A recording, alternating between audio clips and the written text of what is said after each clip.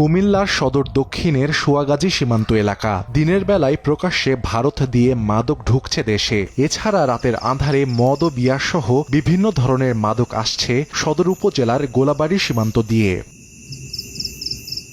17টি উপজেলার মধ্যে 14 গ্রাম সদর দক্ষিণ, আদর্শ সদর, বুড়িচং ও ব্রাহ্মণপাড়া সীমান্ত দিয়েই প্রতিদিন আসছে মাদকের চালান। সন্ধ্যা নেমে এলেই বদলে যায় সীমান্ত এলাকার দৃশ্য।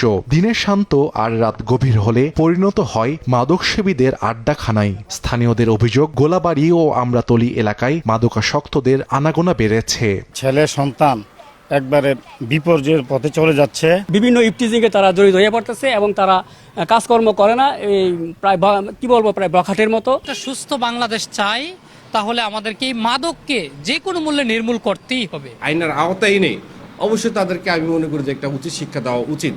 সুশীল সমাজের প্রতিনিধিরা বলছেন, মাদক নিয়ন্ত্রণ শুধু আইন প্রয়োগে সম্ভব নয়, চিকিৎসা, পুনর্বাসন ও সচেতনতাকে দিতে হবে অগ্রাধিকার। মাদকের সম্বন্ধে আমাদের সকলকে সচেতনতা প্রয়োজন, স্বাস্থ্য বিভাগেরও একটি দায়িত্বশীল ভূমিকা পালন করতে হবে। মাদকের কুফল সম্পর্কে যত বেশি জানানো যায় ততই মানুষ মাদক গ্রহণে অনীহা প্রকাশ করবে বলে আমার বিশ্বাস। মাদক নির্মূলে সর্বাত্মক চেষ্টা করছে প্রশাসন। নিয়মিত অভিযানের কথা জানিয়েছে পুলিশ।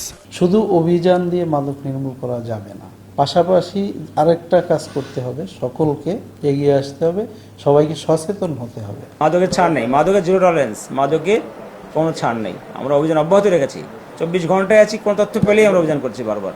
গত 3 মাসে কোতোয়ালি থানা পুলিশ 137টি মাদক বিরোধী অভিযানে 138 জনকে গ্রেফতার করেছে। সময় সংবাদ, কুমিল্লা।